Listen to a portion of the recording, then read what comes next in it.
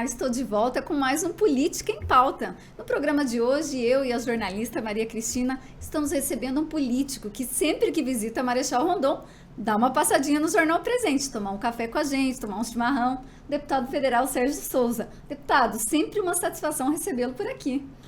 Você sabe que não tem como vir na costa oeste do Paraná, passar por Marechal Rondon, sem vir aqui para...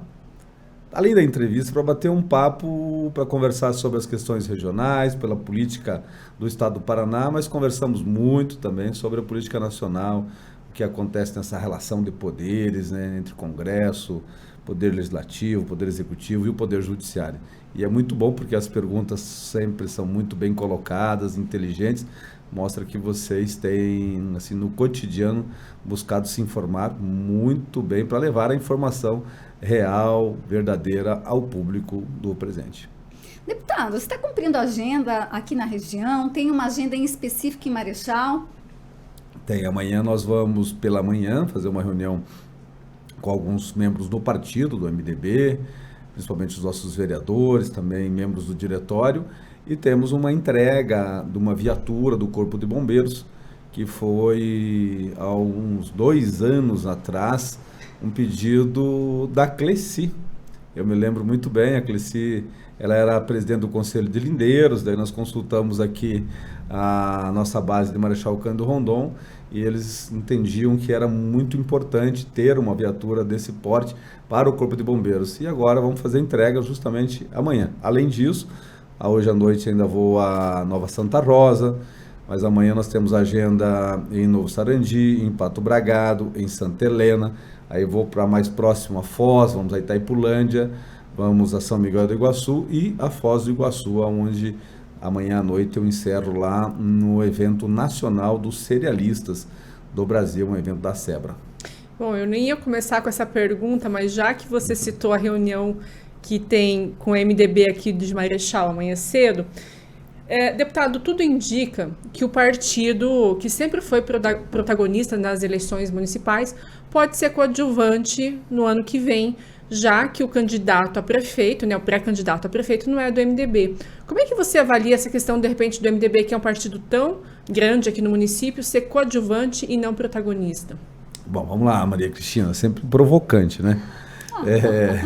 Mas é assim, bom, pode não estar no MDB, mas quem sabe até o momento das filiações, que vai até março do ano que vem, possa vir. Mas por que nós não podemos ter candidatos também do MDB? Nós temos aí 2 nomes, por exemplo, do Moacir Flores, que já foi prefeito, é uma pessoa que tem condições. A Maria Cleonice também, uma pessoa que tem condições de disputar uma eleição majoritária. No entanto, o MDB ele tem passado por um momento de reestruturação. Ele passou por momentos difíceis no estado do Paraná. Se nós olharmos o MDB do Paraná, nós saímos de mais de 100 prefeitos, temos pouco mais de 20 hoje. Nós saímos de mais de 10 deputados estaduais, temos 2. Saímos de 6, 7 federais, temos 1 federal hoje no MDB. Tínhamos 2 senadores, não temos mais. Tínhamos governador, não temos mais. Então o MDB ele chegou ao fundo do poço no Paraná em a questão de 1 ano, 2 anos, e agora nós estamos já subindo nas paredes, já estamos escalando, e a projeção de nós passarmos de 100 municípios com prefeito ou vice-prefeito nas próximas eleições. Hoje o MDB ainda no oeste é onde é a parte mais forte, temos muitos prefeitos, só que na região de Marechal Cândido Rondon nós temos 3, 4 prefeitos do MDB, é o caso do João Laufer, ali em Quatro Pontes, do Norberto Pins em Nova Santa Rosa, do Mano aqui em Pato Bragado. O Beto Lunite em Toledo. O Lunite em Toledo. Aí você vai lá mais para a região de Cascavel, tem o Renato lá em Santa Lúcia, tinha o Júnior Weiler ali em Jesuítas até esses dias, agora ele renunciou para ir cumprir uma missão no governo do estado.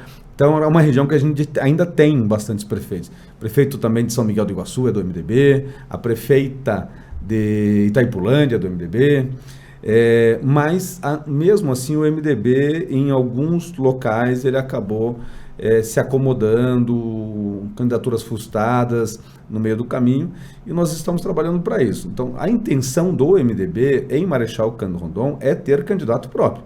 é construir isso. Se nós não encontrarmos dentro do partido nomes que se disponham e com viabilidade eleitoral, nós podemos buscar fora do partido. Alguns que já estiveram, porque o MDB já foi a casa de quase todos esses políticos que hoje estão aí expoentes aqui em Marechal e na região. Então, se não der para ser candidatura a prefeito, por que não podemos indicar um vice, ter uma boa chapa de vereadores e começar um caminho para o MDB voltar à prefeitura no futuro? Eu até fiz essa pergunta porque justamente uma liderança do MDB me disse isso. Pela primeira vez, Rondon vai ter uma eleição em que MDB e democratas não vão ser os protagonistas, né, com os candidatos a prefeito. E existe uma resolução do MDB que quer forçar o partido a ter candidato, né, deputado. Como é que fica essa situação com o partido meio que abrindo mão dessa candidatura? É que assim, o partido tem que ter, tem que se organizar e está no momento para a gente trabalhar isso, no momento das filiações, de você trazer possibilidades de candidaturas próprias. E tem alguns lugares que alguns dirigentes do partido, eles não querem que o partido tenha candidato, porque o partido ele é um partido de tamanho razoável, não é mais o gigante partido nacional de tempo de TV, de tempo de rádio, mas ele é ainda um dos maiores partidos, ali o quinto, o sexto maior partido. Nós temos o PL, o PT, União Brasil, o PP e o MDB meio junto ali, então é o quarto, quinto ali. Então é um partido importante. Se você pega uma cidade de médio, grande porte, ele tem um peso muito grande na eleição local pelo tempo de rádio e TV que ele oferece. E alguns querem negociar isso. E nós não queremos que aconteça dessa forma, porque isso apequena o partido. Então nós chamamos para a executiva estadual a responsabilidade. Olha, se organizem, montem as chapas e lancem candidaturas. Se vocês não lançarem, nós poderemos, através do diretório estadual, intervir no partido para que o partido tenha candidatos. A pauta dessa reunião, deputado, passa pela discussão de estratégias, atualizações, o deputado vem, se informa como é que está a coisa aqui. Como é que é essa pauta aí prevista para amanhã? Olha, assim, é um bate-papo, né? É um momento de você discutir o que é que nós podemos ajudar o partido, ajudar as candidaturas, quais são as metas que tem o partido, quais são as pessoas que têm possibilidades, se vamos ter necessidade de fazer uma pesquisa para avaliar. É o momento também de ouvir as queixas, ouvir também as sugestões de conduta federal no mandato lá em Brasília, porque quando a gente vem até a base, e Marechal é uma cidade que eu venho há algumas décadas já, tem um carinho muito especial, a gente sai daqui com muita informação, né? Por exemplo, dar também um pouco de satisfação do que estamos fazendo lá no Congresso Nacional, pautas como a questão do leite, do seguro agrícola, pautas como o preço mínimo para o trigo, marco temporal, né? O marco temporal que é uma coisa bem recente aí, que a gente também tem que falar um pouco sobre isso, e outras ações que nós estamos fazendo no Congresso Nacional. Então este bate-papo também traz informações para os nossos amigos, companheiros de partido, e saímos daqui também carregados de informações para nos pautar lá no nosso dia a dia no Congresso. Bom, no meio político, existe uma expectativa, né, e se ventila muito a possibilidade do senador Sérgio Moro ser cassado. E aí vários nomes estão surgindo que tem essa pretensão em se colocar à disposição. Você já foi senador, você tem esse interesse em se colocar, de repente, como candidato ao Senado pelo MDB? Olha, esses dias eu no aeroporto conversando com o Sérgio Moro, né? E também já deu algumas entrevistas sobre isso, saiu uma na Gazeta recentemente. Eu acho um absurdo, né? Eu acho assim, de uma perseguição pessoal sem precedente, né? Se acontecer isso com o Sérgio Moro, eu acho que nós estamos jogando no lixo tudo que nós conhecemos do direito, e eu que já advoguei muito no direito eleitoral, sou especialista em direito eleitoral, sempre estou lá nas bancas do Congresso quando se vai se tratar de uma reforma política administrativa. Porque se justifica a cassação dele, ou se alimenta como prova os argumentos para a cassação dele, o fato de ele ter consumido um montante de fundo partidário de um outro partido como pré-candidato a presidente da República, e que isso teria desequilibrado o pleito porque ele teve uma exposição com dinheiro público para a presidente da República e depois decidiu ser candidato ao Senado aqui no Paraná. Na minha opinião, não se deve somar esses dois recursos. A legislação permite o partido financiar a pré-candidatura, viajar, levar as suas propostas, tal. Não se viabilizou, ele não ficou naquele partido e depois foi para um outro partido ser candidato em São Paulo. Até eu faço uma crítica, né? Fiquei muito sentido com ele quando ele foi querer disputar a eleição ao Senado por São Paulo. Até achei desrespeitoso com relação ao Paraná. Mas não deu certo em São Paulo, por uma razão de tempo de filiação partidária. Ele retorna ao Paraná, anula-se a filiação dele lá e retorna a filiação dele anterior aqui, que era no Podemos. Podemos, não é Podemos? Podemos, né? Não, no União Brasil. União Brasil. Ele Depois saiu do que ele Podemos foi e foi pro para União Brasil. Aí vem esse processo de cassação. O caso do Deltan é um pouco diferente, não podemos misturar. O Deltan é bem diferente do caso do Moro. Mas a gente percebe que há nos bastidores uma vontade jurídica e política muito forte de caçar o Sérgio Moro.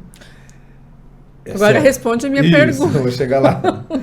Não, primeiro assim, é bom a gente manifestar, porque eu sou contra isso, já disse a ele, já disse à imprensa e digo aqui que eu acho isso um absurdo. Caso ele venha a ser cassado, é uma eleição extemporânea. Se isso acontecer este ano, no início do ano que vem, a eleição ocorrerá antes mesmo das eleições municipais, porque tem um prazo legal, se eu não me engano, 90 dias ou 60 dias, que tem que se convocar eleições, e é uma eleição suplementar. Já aconteceu no estado do Mato Grosso, com o Fávaro, que entrou no lugar daquela juíza Selma, se eu não me engano. Aconteceu de esperar a eleição municipal, mas naquele caso era a época da pandemia e o tribunal achou que era a melhor forma de se fazer. Nesse caso, Maria Cristina, eu sou um dos pré-candidatos, sim. Já conversei com o meu partido, já estou conversando com alguns setores econômicos do ponto de vista de influência setorial no Paraná, já conversei com alguns líderes aqui no Paraná, me colocaram à disposição. Eu sei que não é uma eleição fácil. Aí vão dizer assim, mas assume o Paulo Martins. Não sei. Na legislação atual não assume. Assumiu, naquele caso, o Fávaro e foi à reeleição, porque naquele momento existia a pandemia e Mato Grosso seria prejudicado por um tempo muito grande por ter só 2 senadores. Haveria um desequilíbrio, mas a legislação não fala que assume. Mas pode-se entender lá na frente que assume. O Paulo Martins fez 30%. Será que ele faz de novo? Será que ele terá o apoio da forma como teve? Governador. Já estão dizendo que o governador vai com outro nome, caso isso seja. E aquela onda toda do Paulo Martins, o povo não conhecia ele. E não conhecia por uma série de razões, né? Que não cabe eu aqui explicar quais são. Depois vem o Álvaro. Será que o Álvaro vai? Não sei, ele me disse que vai, né, de novo. Vai ser bem disputado, então. Uma coisa se houver uma eleição. Aí fala da Gleice, fala do Requião. Da Rosângela Moro, da Michele Bolsonaro. Então, até a Michele agora aparecendo aí. Não. A Rosângela tem toda uma situação também, porque o domicílio dela está em São Paulo, né? Uhum. Ela foi ser... E também, será que o Moro tem essa capacidade de transferência? Uhum. Será que o Bolsonaro consegue aqui trazer a esposa dele e o povo do Paraná? Não é bem simples assim. Você foi um apoiador do Bolsonaro, do ex-presidente. Sim. Existe uma expectativa ou esperança de ter um eventual apoio dele numa eleição ao Senado? Olha, ou vai depender de quem vão ser os candidatos? Eu buscaria, eu já até pensei em conversar com ele sobre esse assunto, só que eu estaria indo contra a minha opinião com relação ao Sérgio Moro se eu fosse buscar agora, nesse momento, uma fala com alguém nesse sentido. Eu conversei aqui, por exemplo, com dirigentes de cooperativas, com dirigentes como da Federação da Agricultura, presidentes de sindicatos, na forma de discussão, né? Olha, se isso acontecer, a gente consegue montar uma estratégia de apoio para que a gente possa, de fato, ter um senador no do Paraná no Congresso Nacional que defenda as causas setoriais, como essa, tal. Mas nesse sentido, agora se eu ir lá conversar com o Bolsonaro, você me apoiaria? Que eu sei que outros colegas já foram até ele pedir esse apoio. Eu acho isso muito ruim, né? E eu acho também, até para aqueles que entraram com ação, que é o caso do PT e do PL, de repente entrou com ação, agora eu vou até o... É muito estranho. O Moro tinha briga dele com o Bolsonaro e tudo mais, mas hoje ele é um dos grandes defensores das ideias liberais, das ideias de direita, não de atitudes do Bolsonaro, mas das ideias que ele defendia enquanto presidente da República. Então, ele tem sido, inclusive, um bom senador para o Paraná. Deputado, falando da agenda de Brasília, a gente sabe que tem essa questão do marco temporal que preocupa, especialmente o pessoal aqui da região oeste, o pessoal está sempre antenado. O que o senhor traz de atualização para nós sobre esse tema? Bom, assim, a gente tem que olhar sempre para dentro da Constituição e entender que essa é a nossa lei mãe, é a nossa lei maior, e ela é a nossa Bíblia. É ela primeiro que nós devemos respeitar. Nós sempre entendemos que a Constituição era muito clara no sentido do que está lá no artigo 132 e depois também tem no ato das disposições transitórias um prazo para se demarcar as terras indígenas e está muito claro, falam em terras que ocupam os índios, em direito originário, fala-se também em ocupação perene, mas o Supremo em dado momento ele decidiu julgar um caso, que é lá de Roraima, e não teve repercussão geral. Isso é muito importante a gente dizer, porque se tivesse repercussão geral, nós não precisaríamos nem avançar com a legislação, porque era o Supremo entendendo, no momento de interpretar a Constituição, daquilo que nós também concordamos. Mas como não dava repercussão geral, poderia vir numa outra composição do Supremo no momento seguinte, para ajudar a julgar outro caso, e poderia ter entendimento diferente. E aí nós fizemos o PL 490, e não é que veio outro caso, que é o caso de Santa Catarina, que é do Morro, esqueci alguma coisa assim, mas é do Morro alguma coisa de Santa Catarina, que é um absurdo, onde as pessoas estão sobre aquele imóvel há mais de 100 anos, terceira, quarta geração, e não é que o Supremo mudou o seu entendimento, só que o Supremo não respeitou o Congresso Nacional no momento em que ele sabia que nós estávamos para finalizar a votação do marco temporal. Já estava no Senado, já tinha sido votado na Comissão de Agricultura e já estava indo a plenário. E no meio do caminho decidiu-se por passar também pela CCJ, mas tudo muito bem organizado, conversado com o presidente do Senado, Rodrigo Pacheco, com o relator, o senador Marcos Rogério, com alguns ministros do Supremo. Mas havia uma vontade, um ânimo muito grande da presidente do Supremo, a ministra Rosa Weber, de julgar essas pautas mais polêmicas, inclusive esta, que ela tinha feito um compromisso quando ela visitou algumas reservas indígenas aí pelo Brasil. E o que fez o Congresso? Quando o Supremo mudou o seu entendimento, o Congresso fez o que se deve fazer aqueles que representam as causas da sociedade, das minorias, inclusive, porque nós temos muitas minorias. Tem a do produtor rural, tem a dos jornalistas, tem a dos advogados, tem a dos índios, tem a do comércio e por aí vai, né? Mas a maioria do Congresso Nacional decidiu, de forma absoluta, entender pelo marco temporal, que já tinha sido, inclusive, decidido pelo Supremo Tribunal Federal. Agora, esperar, né? Nessa sexta, há essa expectativa, né, em relação a qual vai ser o posicionamento do presidente Lula, se sanciona ou veta, pelo menos, alguns itens. Como é que o senhor está enxergando isso? O que o senhor acha que ele vai fazer? Quando saiu, logo depois que nós votamos no Senado o marco temporal, 2, 3 dias depois veio do Supremo a modulação dos efeitos do seu acordo. Porque a votação do Supremo, aquilo era uma torre de Babel, né? Era cada ministro decidindo de um jeito, um voto diferente do outro. E cada um queria expressar o que entendia de forma pessoal. E para não ficar essa confusão, o Supremo ele modula, ele faz um novo acordo dizendo como é que deve ser. E ele, nessa modulação do acordo, ele disse assim, que todas as terras reivindicadas por comunidades indígenas devem ser imediatamente demarcadas. Lógico, depois de cumprido o devido processo, né?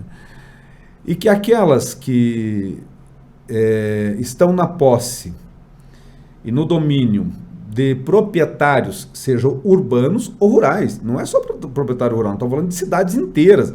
Se você pegar aqui metade de Guaíra, vai virar terra indígena nesse entendimento novo do Supremo.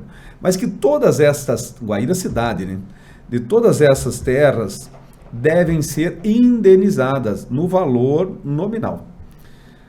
E quem tem que fazer isso? A União. Quando saiu a modulação dos efeitos, eu mandei uma mensagem para o ministro da Economia, o Fernando Haddad, e tive uma audiência com ele recentemente, nós da bancada ruralista, tratando de alguns assuntos, e debatemos sobre isso. Daí eu disse, falei, o senhor já me mandou fazer a conta? Eu mandei a mensagem. O governo tem recursos para isso? Dá mais de 1 tri. Só se você... E é fácil de fazer a conta. Vocês imaginem o seguinte, ó. Nós temos hoje, no Brasil, 14%, 13,8% do território nacional demarcada em terras indígenas, para 600 mil índios que estão lá. A reivindicação de mais 14% para algumas outras comunidades ou expansão de áreas desses que já têm as suas reservas. Qual é o tamanho do Paraná, vocês sabem? 2,3% do território nacional. Paraná inteiro. Se você pegar todo o sul do Brasil, mais São Paulo, mais Rio de Janeiro, mais Espírito Santo, vai dar mais ou menos uns 14, com a metade de Minas Gerais. Eles querem mais isso tudo de terra. É isso, é esse tamanho de terra que o governo central vai ter que indenizar, vai ter que pagar aos proprietários. Não todas, é claro, porque muitas delas já estão em locais que a terra é da União, é mais barato. Então o Estado brasileiro não tem esse dinheiro. Então o que vai acontecer? Não tem saída o presidente da República. Ele vai ter que, em alguns pontos, sancionar o marco temporal. Lógico que pode-se ali na sequência, aquilo que ele vetar, nós do Congresso Nacional podemos derrubar o veto, porque quando nós votamos, tanto na Câmara quanto no Senado, nós já colocamos maioria absoluta, que é quórum qualificado para derrubar qualquer veto. Bom, se houver a derrubada de veto, isso pode ser questionado na Justiça depois. Como é que fica essa situação, deputado? Vai ficar esse tomar lá de cá, assim? Tá assim, né?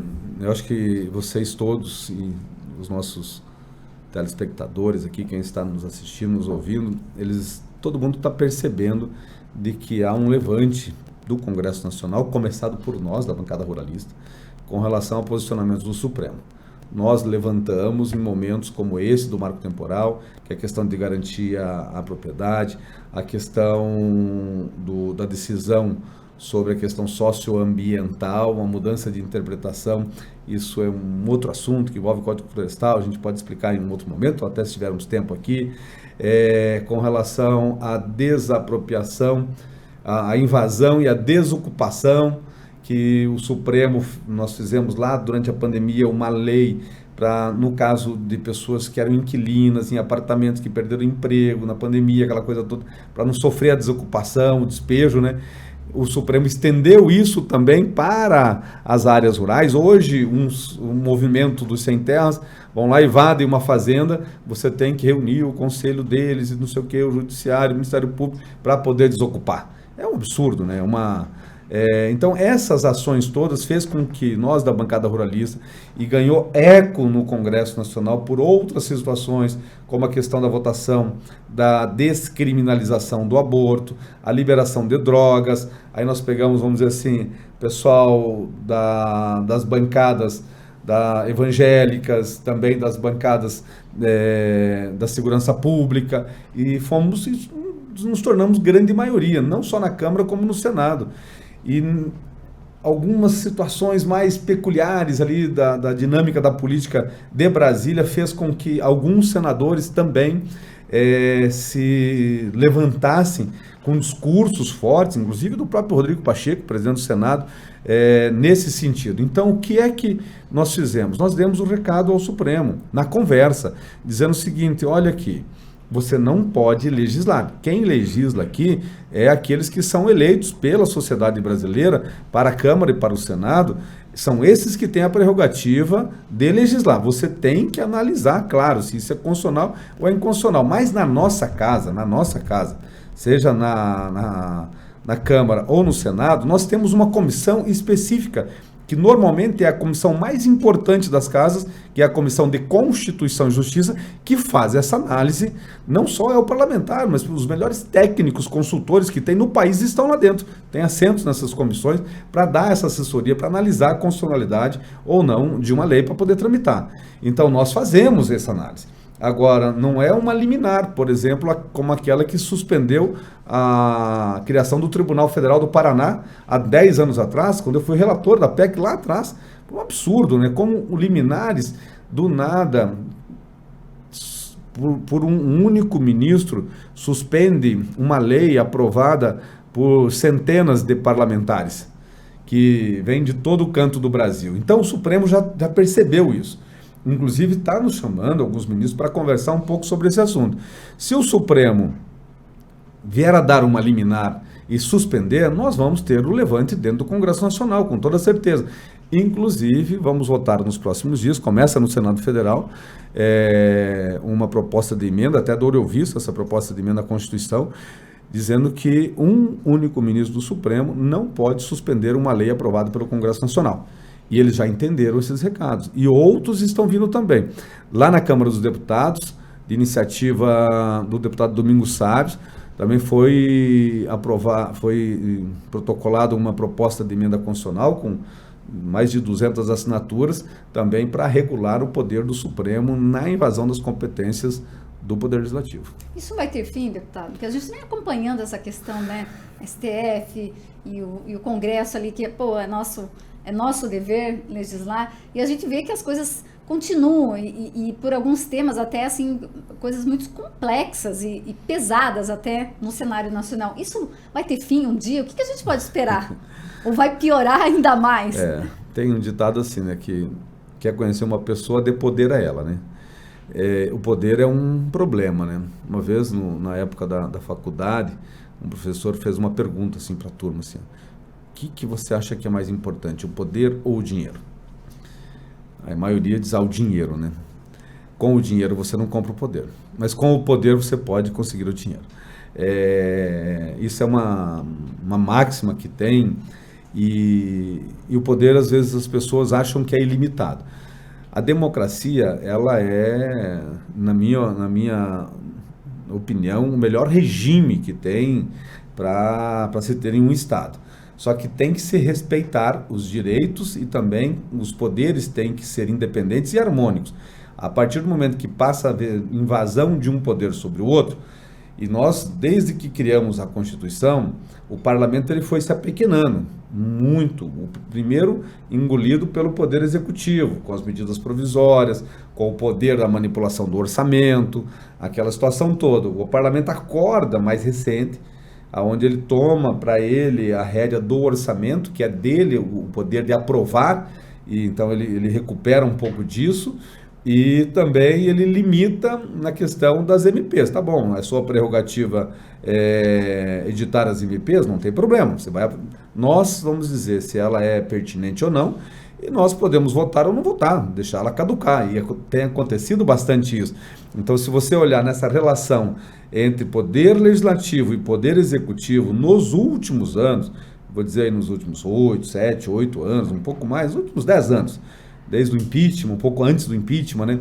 Você vai ver que o Congresso recupera muito esse poder, e o Poder Executivo ele fica mais dentro do seu quadrado. Lógico que com a força da caneta do presidente da República, dos ministros, porque o Executivo é o que comanda tudo, né? No entanto, de 2000 e desde o impeachment, mas passando também pelas questões das operações, Lava Jato, vendo todas essas situações, você vai vendo o Supremo, o Poder Judiciário ganhar protagonismo junto à sociedade, até que chega um momento que ele acaba achando que pode tudo, e a sociedade inverte, né? Hoje o Poder Judiciário ele caiu na opinião pública enormemente, né? Mas é a questão do poder. O poder é tão grande hoje, albergado pelo Poder Judiciário, que o Supremo Tribunal Federal entendeu que o ato do dia 8 de janeiro, que é um ato que devemos sim recriminar, que é um absurdo, que é um ato de vandalismo, de um bando de, entre aspas, sem noção, para não falar outras palavras, que foram para lá levados por alguns maldosos que postavam uma provocação na internet, né? Invadiram, quebraram, devemos repreender com isso. Mas isso é golpe? Aonde que isso é golpe? Golpe é terrorismo, é aquilo que está acontecendo agora na guerra de Israel com o Hamas, com os palestinos. Eu estive lá 30 dias atrás, a gente percebia já muita animosidade nesse sentido, assim, é um mundo muito estranho, né? Aqueles que já estiveram lá, não tem nada a ver com o nosso mundo aqui do Ocidente. Então, assim, o Supremo, ele passou a decidir quem vai ser candidato, quem vai ter direitos políticos, quem vai preso, quem fica solto, né? Anular provas. O Supremo passou a entender isso aqui é um ato de atentado contra a democracia, um golpe de Estado. Por ser um golpe de Estado, a prerrogativa é minha, do Supremo, do inquérito. Aí ele passou a ser a polícia, ele passou a ser o promotor, ele passou a ser o julgador e não tem para quem recorrer. Condenações que estão saindo no Supremo de pessoas aqui do Paraná, já tem uma ou duas. 17 anos. Mas é um absurdo, gente. Enquanto que manda soltar, um juiz agora esses dias mandou soltar um dos maiores traficantes, que o filho tinha autismo e aí precisava ficar com o filho, já está foragido. Imagina, cada coisa que acontece. Não, lógico, a gente não pode julgar essa questão como se todos fossem iguais, mas a gente percebe assim que tem que se limitar. É papel do Congresso? Somos nós que temos o poder de indicar, de sabatinar, nós nesse caso o Senado, só essa casa, né? Eu estou lá na outra casa. Então é o Parlamento, é o Senado que sabatina e também tem o poder do impeachment. Eu não vejo nenhuma vontade do Parlamento fazer impeachment de nenhum ministro do Supremo, mas eu vejo uma vontade muito grande do Parlamento brasileiro em dizer assim, olha, isso aqui é de nossa competência. Você não pode unilateralmente suspender uma lei aprovada por mim e ficar 10, 12 anos aí na gaveta sem uma manifestação do colegiado. Isso você não vai fazer mais. Então você terá que dar uma decisão, tem que ser por maioria, e ela terá um prazo para você votar em definitivo. O Supremo não assumiu esse papel devido a eventuais omissões por parte do Congresso em alguns temas?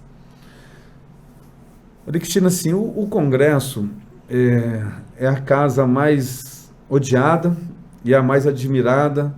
Ela, ao mesmo tempo, é a esperança da sociedade brasileira e é próprio, porque a composição dela é grande. Nós estamos falando de quase 600 parlamentares, 513 deputados, 81 senadores. Então, composto por partidos diferentes, por ideias diferentes, por regiões diferentes, por pensamentos diferentes, por interesses diferentes.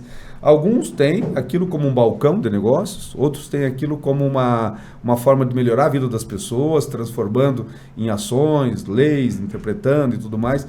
Então o Congresso é essa beleza toda da representação de toda a sociedade brasileira.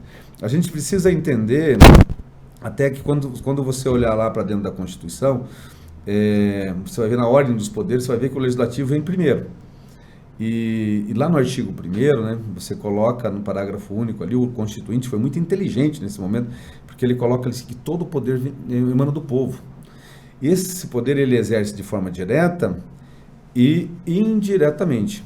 Esse indiretamente ele transfere o povo transfere o poder para alguém exercer em nome dele. Qual o poder que ele transfere para o Executivo e para o Legislativo? O executivo ele escolhe a melhor proposta para governar Marechal Cândido Rondon, aquela que foi sabatinada nas urnas. Ele entendeu que aquele candidato ofereceu a ele uma proposta que era coerente e tudo mais.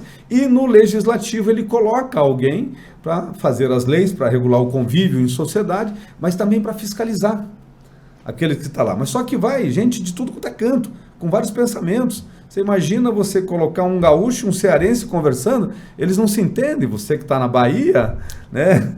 Você já chegou com um sotaque aqui em Marechal Cândido Rondon, duvido se não tem alguém, mas já voltou diferente, né?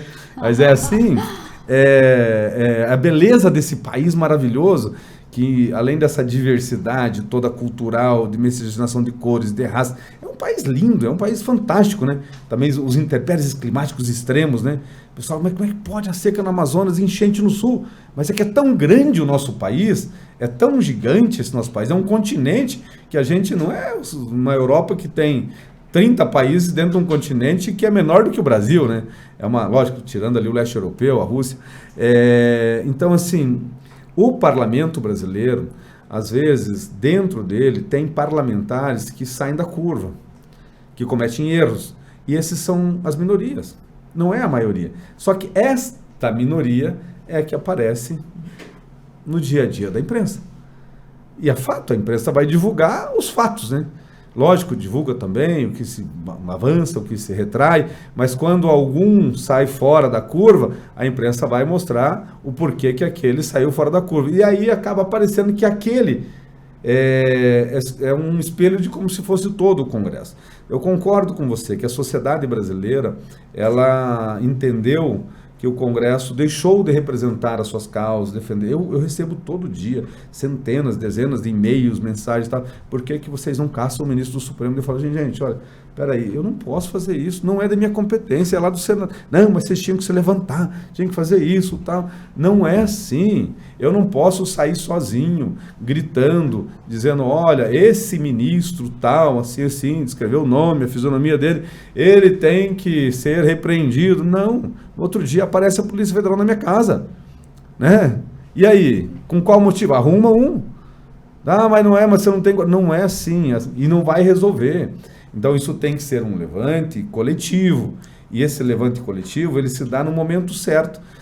Nenhum presidente da República, governador de estado, prefeito, será cassado por impeachment se a popularidade dele estiver alta.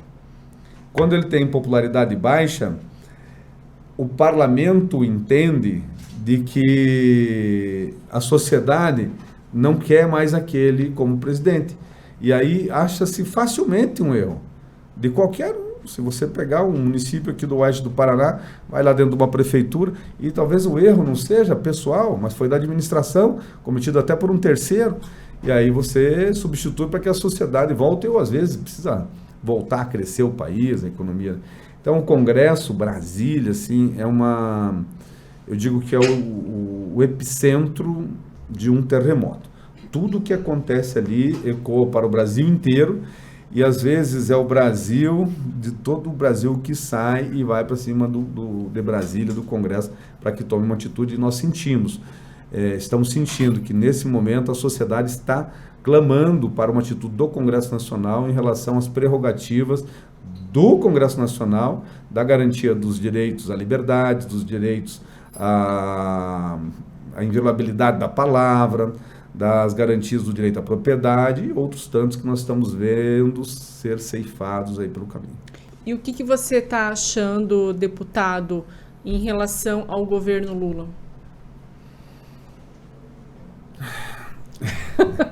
O silêncio diz tudo? Não, é que assim, eu sou muito nacionalista, eu sou bairrista, eu torço para dar certo, de verdade, porque se der errado, vai dar errado para todo mundo. Se der errado, vai dar errado para sua menina, que está aí ainda no seu ventre. Não é bom, a economia dá errado, o povo é que vai sofrer, e quem vai sofrer são aqueles, principalmente os menos favorecidos. Então, é bom dar certo. Vamos discutir política, ideologia, candidaturas lá na eleição em 2026. Os meus posicionamentos no Congresso Nacional são de oposição às questões de pautas de ideológicas, pautas de costume, que é boa pauta das pautas do governo, indo para esse lado mais radical, dos direitos à propriedade, dos direitos humanos e não sei o quê. Não que eu não seja a favor dos direitos humanos, sou plenamente. Agora, eu sou muito mais a favor da não exploração economicamente dessas minorias, né, que como os ONGs e todo mundo faz. Agora, falando assim do presidente Lula, especificamente, eu acho que ele não quer ser presidente, é a minha opinião. Acho que ele até tem comentários dizendo que quando chamaram ele, puseram numa sala, falou assim: olha, Lula, se você não for o candidato, nós não ganhamos a eleição, tem que ser você, qualquer um outro perde a eleição. Diz que ele falou assim: olha, não quero ser candidato, acabei de casar, estou muito bem, saí da prisão não faz muito tempo, estou curtindo a minha liberdade, quero viajar, quero curtir, tenho as minhas economias, não preciso disso. Mas convenceram ele a ser. Ele falou: tá bom, mas eu vou viajar. É sério isso, gente. E não é de agora que começou essas memes, todas as viagens, vem de antes essas conversas. Eu vou viajar, vou curtir, tal. Lógico que são as pautas, e ele é um presidente que tem uma aceitação muito grande lá fora, a gente essa percebe quantidade de isso. viagens dele já está chamando a atenção. Demais. Mas assim, eu fico muito sentido, porque nos parece que ele não está governando. Que ele vem ali e dá um palpite de vez em quando em alguma coisa, tá certo, que ele que é o que detém a caneta, a assinatura. É muito mais comum você ver o Alckmin sentado com alguma equipe discutindo algumas situações, como foi o caso das enchentes no Rio Grande do Sul, como foi o caso da crise do leite e do trigo, e outras situações, é o presidente Geraldo Alckmin que tem sentado com os setores para tentar encaminhar uma solução, do que você vê o Lula fazendo isso. Tem ministros que estão no governo há quase um ano que nunca tiveram uma audiência com o presidente da República para despachar as questões da sua pasta, que é um ministério de interesse do Brasil. Então, assim, tem gente dentro do governo e também no parlamento, ligado ao governo, que são muito pragmáticos. O PT, ele tem várias alas, né? Não sei se vocês já analisaram o PT, mas assim, eu colocaria 3 delas, bem básicas. Tem a extrema esquerda, que, entre aspas, ali, os maluquinhos. Tem os pragmáticos aqui no centro, como o Lula é um deles. Jacques Wagner, líder do governo no Senado. Tem uma turma ali muito, muito centrada, o Fernando Haddad, que é o cara do Lula. O Fernando Haddad é o cara número 1 do Lula, em toda a situação. Não é o chefe da Casa Civil, não é o SRI, não, é o Fernando Haddad. Ele é o número 1 do Lula e é o candidato do Lula à sucessão dele em 2026. E ele está construindo para isso, porque já disputou a eleição para presidente, já disputou a eleição, foi prefeito de São Paulo, era o Poste, lembra? Me dou super bem com o Haddad, que nos convemos no Congresso. Eu acho que ele tem sido até um bom ministro da Economia, até melhor do que banqueiros que por lá passaram, né? Quando passa um banqueiro para o ministro da Economia, os bancos estouram todos os limites de ganhos, inclusive na pandemia não foi diferente. Então, assim, você tem... Já foi candidato a governador de São Paulo, agora na última, ninguém me tira da cabeça que é o candidato do Lula a presidente da República. Então tem esses pragmáticos que estão construindo um governo, uma articulação com o Congresso, aqueles que dizem assim: olha, você tem que trazer os republicanos, que é o partido da bancada evangélica, né? É o Marcos Pereira, o bispo lá da Universal, que é o presidente nacional do Republicanos, que é um partido grande dentro do parlamento, tem 40 e poucos deputados, e alguns senadores, tem que trazer para a base. Você tem que trazer o PP, do Lira, que era o cara do Bolsonaro, mas era o cara da Dilma lá atrás também, né, PP. Você olhar lá para trás, não era muito diferente disso, né? Então você tem que trazer para dentro do governo também. Quando você vê essa articulação, é para formar uma maioria no Congresso, mas forma uma maioria em pautas do governo. Pautas, por exemplo, olha, vamos mudar a lei do CARF. Nos chamou lá, falou assim: olha, vocês precisam nos ajudar, porque antes, quando o quórum o voto de Minerva era do Estado e é no mundo inteiro do Estado, na decisão, nós tínhamos mais ou menos demandas assim de uns 500 bilhões por ano de demandas judiciais. E se você olhar esses 500 bilhões, são das 100 maiores empresas do Brasil, 99,9%. Então, são os ricos e os grandes. Depois que veio que o voto de qualidade passa a ser do contribuinte e não do Estado, nós chegamos a 1,5 trilhão por ano de demandas no CARF. É 1 trilhão a menos para suportar as despesas do país. Os pobres pagam impostos, os menos favorecidos, e os grandes acham uma forma de negar ou uma forma de se financiar, porque ficar discutindo isso 10 anos na esfera administrativa ou até indo para o judiciário, isso pode ser muito mais vantajoso do que eu ir ao mercado captar recursos para incentivar na minha empresa. Então, o governo do Lula é isso. Só tem algumas situações que a gente fica muito preocupado. Por exemplo, essas questões de invasão de terras, essas pautas ideológicas, essa questão ambiental, algumas questões de abertura de mercado, de buscando algumas parcerias internacionais que de repente não é interessante para nós. Por exemplo, agora, votou para colocar a Bolívia no Mercosul. Votou antes de ontem na Câmara, eu votei contra, depois eu olhei quase que foi só eu que votei contra. Eu falei, mas não é porque eu sou contra a Bolívia, mas não é, porque quer construir uma pauta que é por a Venezuela. Aí vai lá para essa pauta dos BRICS, vamos trazer todo mundo para cá, mas não é por aí, gente. Se você vai lá no G7 dos países mais ricos, eles não põem G8, é G7. Pode até ter o G20, mas é o G7, a nossa turma aqui. Vamos combinar o jogo aqui entre a gente. Se você vai lá na Coreia do Sul, você vai ver a influência americana, mas entrou lá, ajudou na guerra das Coreias e tal, mas é meu mercado. Você vai lá no Japão, não é diferente, você vai lá em Israel, não é diferente. Então eles têm, mas o Brasil quer ajudar. Quer ajudar, mas e o nosso retorno? Então tá bom, eu vou vender o que para você? Você vai comprar o que de mim? É assim que funciona nessa organização global. Você acha que quando você pega lá a Arábia Saudita, ela está preocupada se vai faltar petróleo no mundo, ela fecha a torneirinha para aumentar o preço dela. O PEP, que é onde os americanos têm assento também, fazem isso para controlar. E o Brasil não pode ser bobinho, né? Nós somos muito bons em produção de alimentos. Quais alimentos? O primário. Aonde é que você vai além do alimento primário? Aqui no Paraná, Santa Catarina, uma coisa em Minas. Você fica bem aqui no sul, no sudeste. O resto vai tudo embora em grãos, né? Uhum. A China quer levar o minério de ferro, mas não quer levar o aço pronto, né? Não querem levar o óleo vegetal e nem o farelo de soja. Eles querem levar o grão. Vai embora. Mais 2 dias de conversa aqui. Para finalizar, de forma resumida, que balanço é possível fazer desse ano aí? Já está chegando na reta final, lá no Congresso. Pautas sempre importantes, claro que sempre tem, algumas é possível despachar, outras não. Qual que é o balanço que o senhor faz até aqui, praticamente a reta final aí do ano? Olha, nós avançamos bastante no Congresso nesses anos.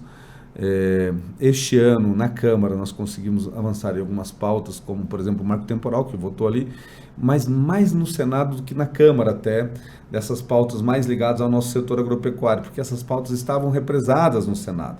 Então, nós votamos a questão do marco temporal, vamos votar semana que vem na Comissão de Meio Ambiente e também no plenário, na semana seguinte no plenário do Senado, a questão dos defensivos agropecuários. Tem o licenciamento ambiental, que está bem maduro para votar também, a Tereza Cristina é a relatora dele. Nós votamos a reforma tributária. Veja, não é fácil votar uma reforma tributária, tem 50 anos que não se vota uma reforma tributária nesse país, a não ser as emendazinhas ali, né? Nem na Constituinte conseguiu se fazer uma reforma tributária por completo. Votamos na Câmara, não é tudo aquilo, mas bem avançado. O Senado apresentou o relatório da comissão que fez ontem o relatório, o senador Efraim apresentou o relatório dele, o senador Eduardo Braga deve na próxima semana apresentar o seu relatório na CCJ, depois isso vai ainda ao plenário. Eu percebo que o parlamento, nesta legislatura, ele está muito mais empoderado naquilo que lhe é de direito, naquilo que é de dever do que nós estávamos em anos anteriores. Muito bem, como você acabou de falar, a gente tem papo para ficar aqui até. É bom, né? Mas não sei se a Cris quer fazer mais alguma pergunta. Eu já encerrei aqui. Então é isso, deputado. Sempre que passar para o Marechal, sabe que tem as portas abertas aqui para a gente se atualizar das informações que estão acontecendo lá por Brasília, para bater um papo, que é sempre muito bom. Obrigado, como sempre, pela sua visita. Muito obrigado. Eu me sinto em casa e sinto que aqui a nossa conversa ela se desenvolve, né? Falo demais, né? Mas é que eu gosto do que faço e entendo de que Deus tem um propósito para a gente, né? E não estava nos meus planos ser político na vida, aconteceu, que eu também acho que não foi por acaso, mas a gente está lá para melhorar a vida das pessoas e eu procuro fazer o meu papel no Congresso Nacional. Quem sabe vai para o Senado ainda, né? Vamos ver meu o que sonho acontece. Política em Pauta vai ficando por aqui. Obrigado pela sua companhia. Siga as nossas redes sociais e fique por dentro de tudo que acontece em Marechal e região. O Presente, você bem informado.